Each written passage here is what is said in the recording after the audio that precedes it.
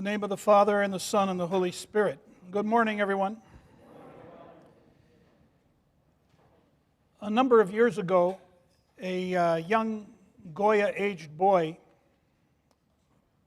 approached me. Now, this is from my previous parish in the south. And he asked me, "Father, what is your favorite Bible verse?" Now, I didn't like this question. And so the Father Apostolos in me, the more severe side of me, in comparison to the gentler, kindly Father Paul, the more pastoral side of me, this Father Apostolo emerged. And in my zeal to protect our Orthodox phronima, this mindset that I was trying to establish there in the deep south, in the buckle of the Bible Belt, I kind of gave him a rather gruff answer. I said, "Look, we don't chop the Bible into random pieces in order to find clever one-liners to use them as daily psych-ups. And as pious and Orthodox Christians, we don't read the Bible, we read the Bible in context and with the mind of the church in mind. And we look at the Scriptures in terms of worship and doxology and these kind of things before we enter into speculation. Furthermore, when you read the Bible, you should read the Orthodox commentators, you should read the lives of the saints, you should read the fathers of the church in order to understand what the Bible is really saying. The original intent."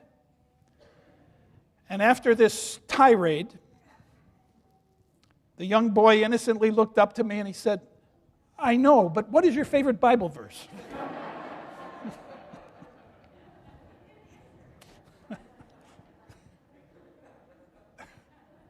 I said, "Greater is he that is in me than he that is in the world," which was actually authored by St. John the Evangelist, whose feast day we are celebrating today. And to be honest, I have a second one as well, which is actually found in today's epistle lesson by that same John the Evangelist. It says this in your bulletins in the epistle lesson: "There is no fear in love, but perfect love casts out fear." That's a compelling verse. There is no fear in love, but perfect love casts out fear. How many times, my brethren, my friends, my brothers and sisters, how many times has fear paralyzed us? How many times has fear prevented us from pursuing something noble, something worthwhile, something we find pleasant? But we are afraid to look, too needy, too foolish. We're afraid of rejection. We're afraid of failure. All sorts of fears. So today I would like to briefly look into the passion of fear as well as its antidote, love. Perfect love. So first things first. I think it needs to be said that the quality of fear is in each and every one of us. Anyone who tells you they have no fear is either a liar or in denial. Fear is part of the human condition. It's okay. It's necessary for our survival. In fact, there is actually such a thing as healthy fear. For example, we try to find ways to eliminate poverty by upgrading living standards. We try to find ways to overcome ignorance by promoting education. We try to find ways to fight disease through research. People just doing their jobs to try to find new cures, treatments, vaccinations. So obviously not all fear is bad. It's only when fear becomes irrational and morphs into anxieties and obsessions and phobias. And that's why I love St. John's words. Perfect love casts out fear, especially that kind of fear, that kind of irrational fear. It's the imperfect fear that he is speaking of that needs to be defeated and cast out. So, if the antidote to imperfect fear is perfect love, what is that? What is perfect love? Well, it turns out that love, just like fear, can be distorted.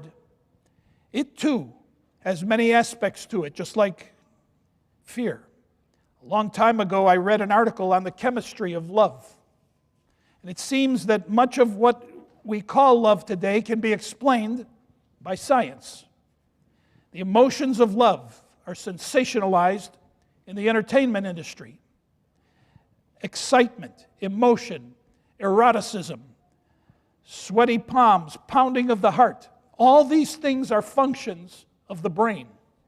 Chemicals being released into the body by the pituitary gland.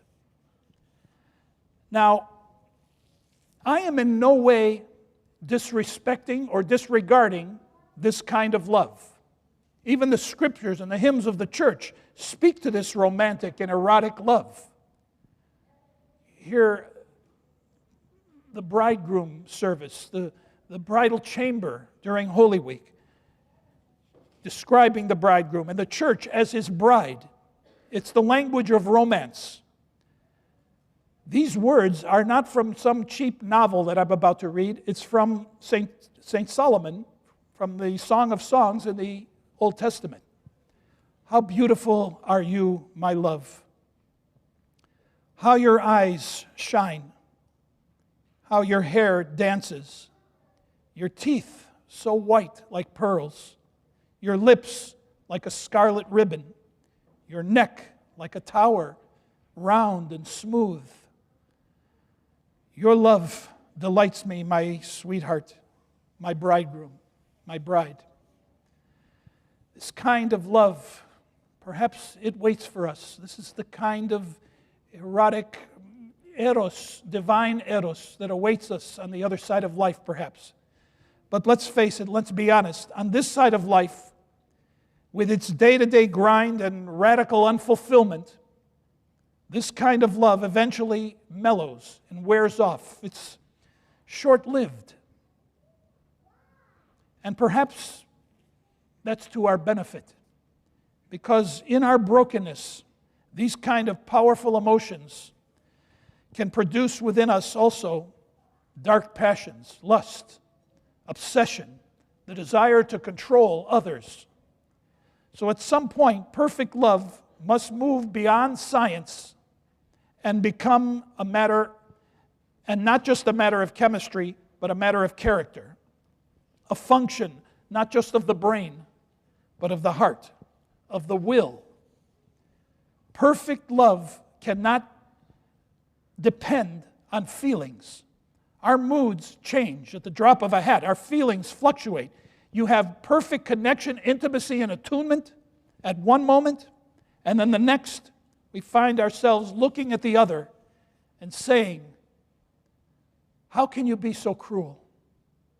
How can you be so selfish? How can you be so indifferent? And to those who consider love only in terms of exterior beauty, yes, beauty is pleasing to the eyes, but beauty, again, on this side of life is temporal. Charm is deceitful. How I admire the man who, in caring for his wife being ravaged by cancer, who is asked, how can you even bear to look at her? Who responds, the more vulnerable, the more disfigured she becomes, the more I love her. Let me conclude with a prayer. Could you please stand? Kyrie eleison.